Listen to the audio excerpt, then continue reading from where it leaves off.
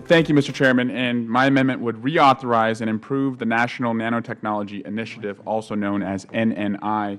Among the shortcomings of the underlying bill is that it presents what I believe is a missed opportunity.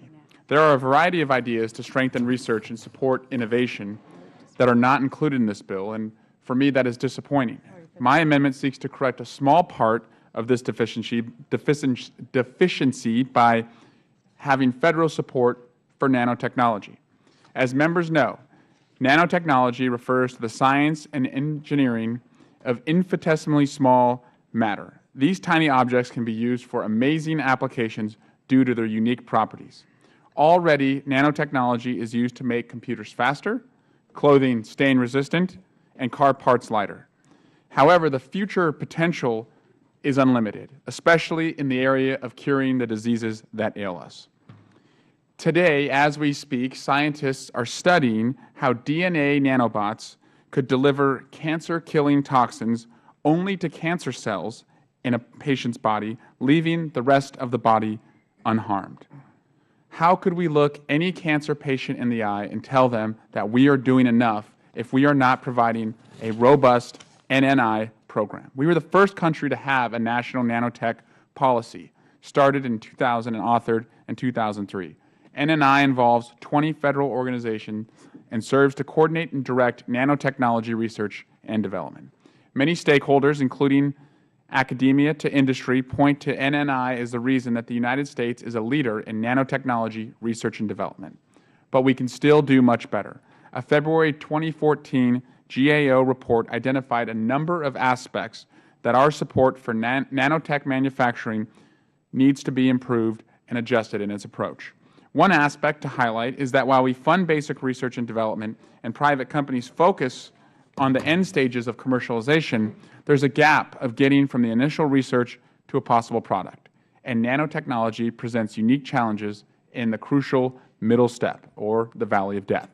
Other problems GAO identified include a lack of workers skilled in nanomanufacturing and a lack of complete vision in nanomanufacturing.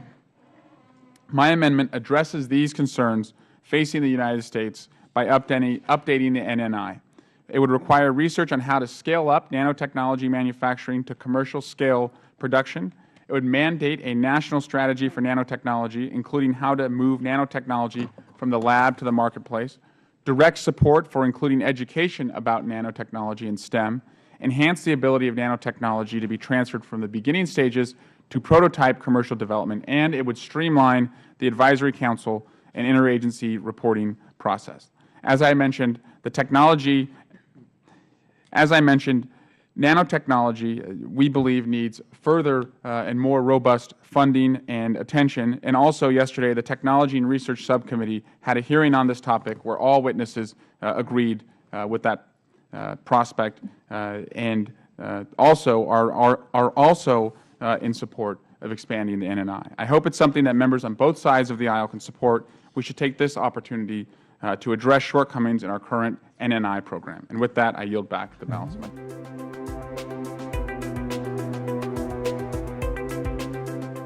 The amendment that I am offering for Ms. Wilson from Florida would authorize the Advanced Manufacturing Technology Consortia Program, or AMTEC, at the National Institute of Standards and Technology. AMTEC was created very recently by NIST to facilitate the development of industry-led consortia to address pre-competitive industrial needs. It has received 2 years of funding so far, but it has not yet been authorized. As the relevant authorizing committee, we should authorize this important program to ensure that the program has proper congressional oversight. AMTEC consortia are made up of industry, government, and academia stakeholders who come together to identify research gaps, develop research roadmaps, and then share in the expense of conducting that research as needed. An important part of this program is that it brings together advanced manufacturing and industry groups who are normally competitors. We need to do all that we can to support our manufacturers now and in the future, and this program and the consortia they create are a key component of that support. Instead of being worried about losing their competitive edge to another company, companies can work together on tough, fundamental, pre-competitive research challenges and barriers that would benefit all of them in the future. Manufacturing drives innovation, creates high-quality jobs, and fuels U.S. exports. This program will help American manufacturers grow and, in turn, will help expand the U.S. economy. The appropriators have funded AMTEC for 2 years. They provided $10.6 million in FY 2013 and $15 million in FY 2014. Ms. Wilson's bill would authorize it at the $15 million in fiscal year 2015 level, growing it very modestly after that. Ms. Wilson does not believe, and I share in her belief, that a $15 million investment is too much to ask to help grow our nation's advanced manufacturing base and the good, high-paying jobs that come with it.